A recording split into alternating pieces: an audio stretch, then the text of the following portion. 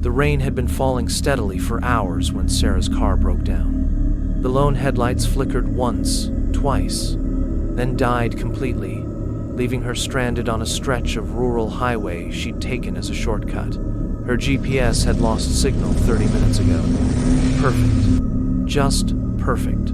She flicked on her hazard lights and tried the ignition again. Nothing but a sickly mechanical whine. She checked her phone. No service. Through the rain-streaked windshield, she could make out only darkness, punctuated by the occasional lightning flash that illuminated skeletal trees lining both sides of the narrow road. After 15 minutes of futile attempts, Sarah grabbed her raincoat from the back seat. She'd have to find help. The last sign she remembered passing mentioned a town called Millhaven, supposedly 5 miles ahead. The rain soaked through her coat almost immediately. Each step along the muddy shoulder felt heavier than the last. Lightning flashed again, closer this time, and in its brief illumination, she saw a mailbox and what looked like a driveway veering off into the woods. Thank God. Sarah followed the gravel path until a house materialized from the darkness. It was an old Victorian, 3 stories tall with a wraparound porch. No lights shone from any window. She approached cautiously, boots squelching in the mud. The porch steps creaked under her weight. She knocked on the door, waited, then knocked again more forcefully. The sound seemed to disappear into the house, swallowed by its emptiness. Just as she was about to turn away, the door swung inward with a low groan. "Hello?" Sarah called out. "I'm sorry to bother you, but my car broke down up the road. Could I use your phone?" Silence answered her. She hesitated at the threshold, then stepped inside. "Hello? Is anyone home?" The entryway was dark, but a faint glow came from deeper in the house. She followed it, passing through a dusty living room with furniture draped in white sheets, like ghosts frozen in time.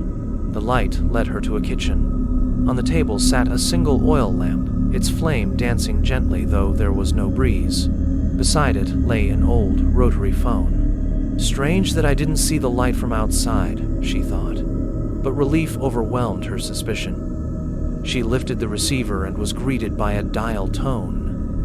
Sarah quickly dialed the roadside assistance number she knew by heart.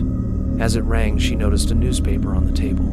The headline caught her eye: 5th disappearance on Highway 27. The date on the paper, the 18th of October, 1987. The phone clicked as someone picked up. "AAA Roadside Assistance. How may I help you tonight?" A friendly female voice answered.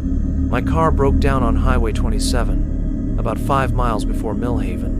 I'm calling from a house just off the road." A long pause followed.